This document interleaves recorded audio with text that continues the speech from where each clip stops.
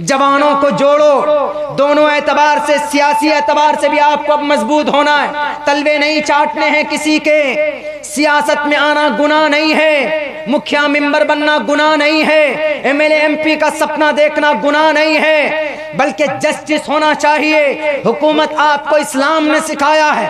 हजरत उमर फारूक के जमाने के अंदर मस्जिद नबी की दीवार पर हजरत अब्बास रजी अल्लाह ताला अन्हु के घर का पानी गिर रहा था। हजरत उमर फारूक ने देखा, कौन थे?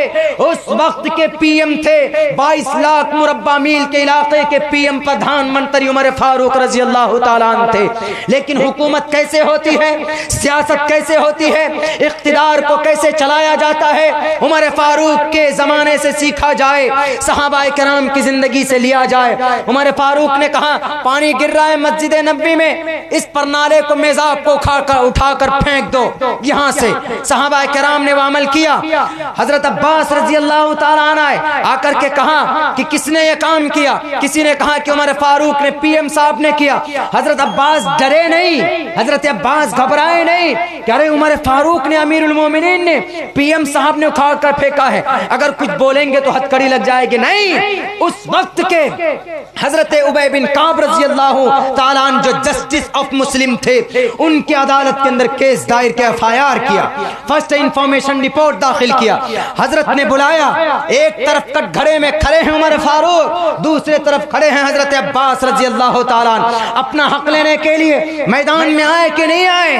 हजरत अब्बास, अगर आपको आज आपका हक नहीं मिलता है तो आपको चुप नहीं बैठना, आपको अपना हक लेना है, जुबान के अंदर कुव्वत पैदा करनी है। तो हमारे फारूक ने कहा कि नबी पाक अलैहिस्सलाम, ये मस्जिद नबी में पानी गिर रहा था, इसलिए नमाजियों को दिक्कत हो रही थी, इसलिए हमने इस परनाले को उखाड़ करके फेंक दिया है। तो हजरत अब्बास ने कहा, आप कौन होते हैं फेंकने वाले? कहा क्यों?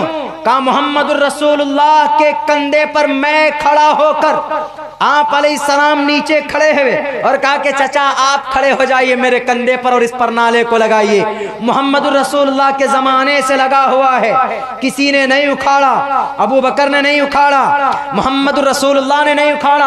आपके पेट में गुदगुदी क्यों हो गई?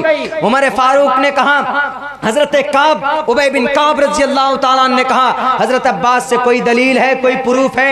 उन्होंने कहा कि हाँ, सहाबाए किराम 5 आए, उन्होंने गवाही दी कि हाँ अमीरुल जस्टिस ऑफ मुस्लिम, उस वक्त के जो जस्टिस ऑफ मुस्लिम थे जज साहब हजरत काब, उन्होंने कहा कि हाँ जज साहब।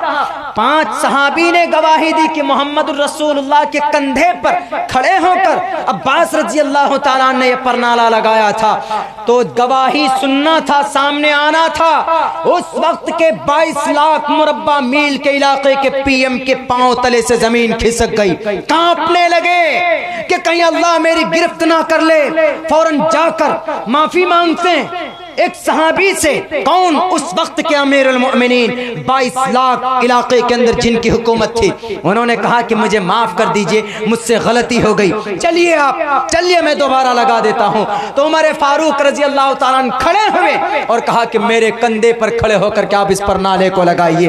इसको बोलते हैं इख्तिदार, इसको बोलते हैं सियासी सूझबूझ, इसको बोलते हैं सीएम के ओहदे का सही इस्तेमाल करना, पीएम के ओहदे का सही इस्तेमाल करना। आज इसी तरीके पर औरंगजेब रहमतुल्लाहि अलैहि ने हुकूमत की मुल्क हिंदुस्तान में। औरंगजेब, उनको कितना नंबर दिया जाता? 8 नंबर। इल्जाम क्या लगाया जाता है कि 4 मंदिर को तोड़ा। यह हिस्ट्री बताकर मैं इसका एनालाइज करके अपनी बात खत्म करूंगा। औरंगजेब कौन थे? तारीख उठाइए मेरे मुस्लिम जवानों, तारीख उठाकर देखो, दुनिया इंसानियत के अंदर इससे महान राजा आज तक पैदा नहीं हुआ। इतना दिलेर क्यों? महाराजा थे वो मुल्क हिंदुस्तान के, लेकिन घर का खर्च किससे चलाते थे पता है? टोपी बुन करके अपने घर का खर्च चलाते थे, कुरान करीम की किताबत करके अपना घर का खर्च चलाते थे। तब जाकर हिंदुस्तान का जीडीपी बना था 27%।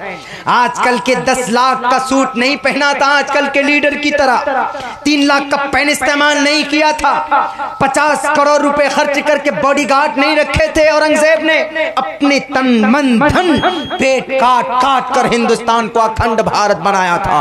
कामाख्या देवी की मंदिर किसने बनाया? औरंगजेब ने बनाया। उज्जैन के महाकाली मंदिर किसने बनाया? औरंगजेब ने बनाया। फिर ये इल्जाम क्यों? बस सिर्फ अदावत की बुनियाद पर, तशद्दुद की बुनियाद पर। अल्लाह इनको खत्म करे, हमारी जुबान के अंदर तक़वियत पैदा करे और हमें सही मार्ग दिशा दिखाए ईश्वर अल्लाह तबारक व तआला।